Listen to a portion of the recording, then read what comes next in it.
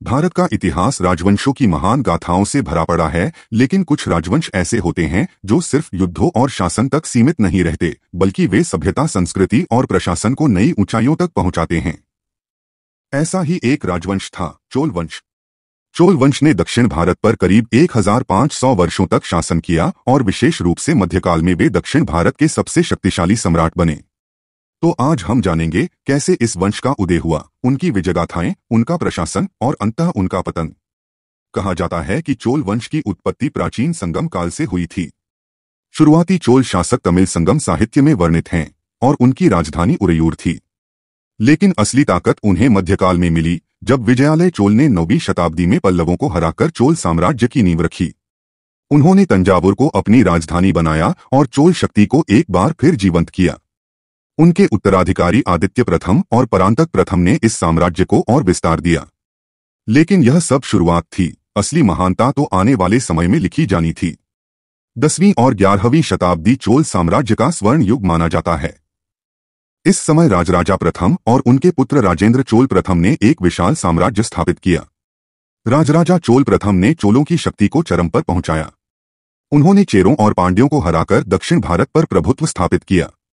उनके शासनकाल में बृहदेश्वर मंदिर का निर्माण हुआ, जो आज भी चोल स्थापत्य कला का एक अद्भुत उदाहरण है। उनका नौसेना बल इतना शक्तिशाली था कि उन्होंने श्रीलंका पर भी अधिकार कर लिया। लेकिन उनके पुत्र राजेंद्र चोल प्रथम ने तो इससे भी आगे बढ़कर विजय प्राप्त की। उन्होंने बंगाल तक अपना साम्राज्य फैलाया और गंगा नदी तक अपनी सेना भेजी। इस कारण उन्हें गंगाईकोंड चोल की उपाधि मिली। इसके अलावा उन्होंने दक्षिण पूर्व एशिया के श्रीविजय साम्राज्य, वर्तमान इंडोनेशिया और मलेशिया पर भी हमला कर अपनी नौसैनिक शक्ति का प्रदर्शन किया। चोलों की शासन व्यवस्था बहुत ही संगठित थी। उनके प्रशासन में 3 मुख्य स्तंभ थे: राजा, मंत्रिमंडल और ग्राम पंचायतें। चोलों ने स्थानीय स्वशासन प्रणाली को बहुत महत्व दिया, जिससे उनकी सत्ता मजबूत बनी रही। उनके राजस्व प्रशासन की व्यवस्था इतनी सुदृढ़ थी कि बाद में विजयनगर और ब्रिटिश शासकों ने भी इससे प्रेरणा ली।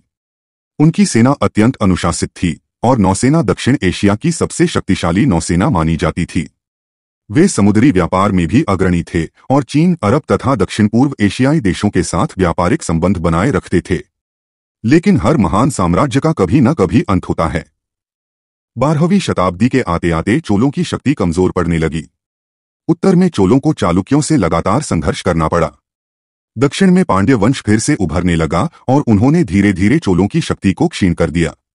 आंतरिक विद्रोह और कमजोर प्रशासनिक नियंत्रण भी चोल साम्राज्य के पतन के प्रमुख कारण बने। अंततः 1279 ईस्वी में पांड्य शासक मरावर्मन कुलशेखर पांड्य ने अंतिम चोल सम्राट राजेंद्र चोल III को हरा दिया और चोल साम्राज्य का अंत हो गया। चोल साम्राज्य सिर्फ युद्धों तक सीमित नहीं था, बल्कि यह कला, संस्कृति, प्रशासन और समुद्री व्यापार का भी स्वर्णिम युग था। चोलों की स्थापत्य कला, विशेष रूप से बृहदेश्वर मंदिर, आज भी उनकी महानता का प्रतीक है। यद्यपि चोल वंश का अंत हो गया, लेकिन उनका प्रभाव कभी समाप्त नहीं हुआ।